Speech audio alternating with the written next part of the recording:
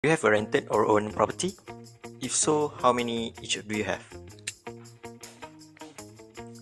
Hello. Hi. Thank you.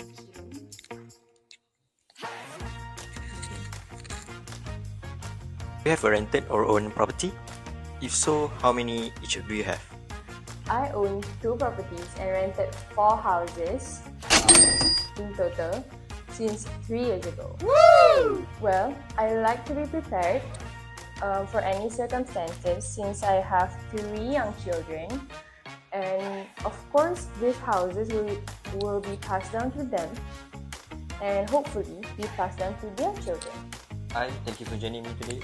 Can you introduce yourself briefly? My name is Damia. I'm 31 years old. I've been married for 5 years now, and I live in a rented flat in KL. Can you share with me what is your dream when it comes to owning a home? I only dream of a small house, nothing fancy, somewhere me and my husband can raise a family in peace. Hi, how are you? Hi, I'm good. Do you have a rented or own property? If so, how many of each do you have? I live in a rented apartment and honestly, I don't plan to have any property. Really? Why not? Don't you want something that is yours? No, not really. Not for me because I think renting gives me a freedom. I can just travel anywhere, study abroad, or just use whatever transportation that we have like Grab and e-hailing. It will help you a lot to save for your future. Hi, thank you for coming. Do you have a rented or own property?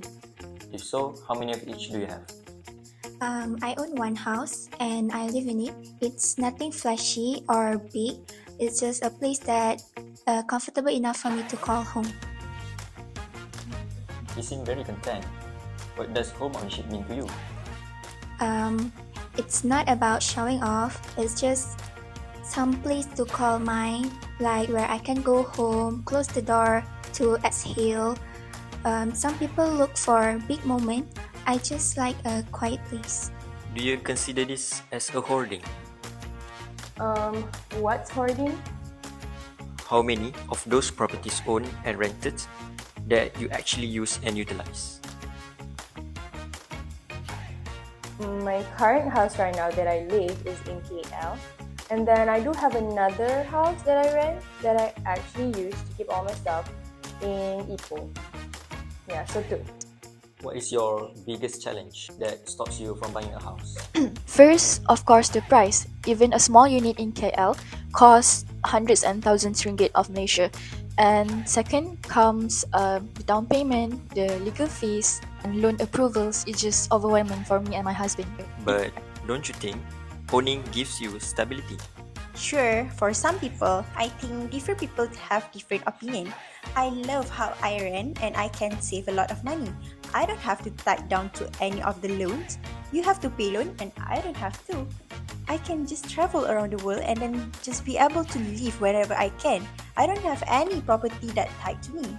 Well, that is your opinion. I'm still confident with my opinion, which is I don't have to rent any of the properties. It's not going to be a burden for me because I'm the one that will pay the rent. I'm the one that will pay the loan if I have any of the property. Do you ever feel like midlife is a crisis? Crisis? No, it's not. Just a little soft reboot. Like some people may be rushing to go to work, but I more enjoy sipping my coffee at 6 a.m. in the morning before I go to work. It's nothing rushing, so I really enjoy it. So, no plans to chase the big changes? Not really. I used to plan for a big changes to prove myself to others, but I think I'm good as it is now. So, you mentioned that you have rented property in Ipoh while you live in KL. Why is that? Oh, of course, because it's cheaper and I can easily afford compared to the houses in KL. And the house you rented, is it in a rural area or a concentrated area? More on the concentrated areas lah, of course, because they will got their facilities and shops that they could easily access compared to the rural areas. This documentary follows 4 Muslim women with very different views on property.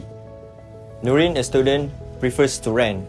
For her, freedom matters more than ownership, reminding us that nothing in this world truly belongs to us. Damia dreams of buying a house, but can't afford it. Her struggle reflects the growing gap in housing access. Challenge Islam urges us to solve with justice and fairness. Shira, a wealthy datin, owns 7 houses and rent 3 more, but she only used 3. Her story makes us ask, is access a blessing or a burden? Shaza owns and lives in her home, living a simple, balanced life. A reflection of the Islamic value of wasatiyah or moderation. These stories are not just about real estate. They are about choices, values, and our accountability to the one who truly owns it all. قل لمن ما في السماوات والأرض قل لله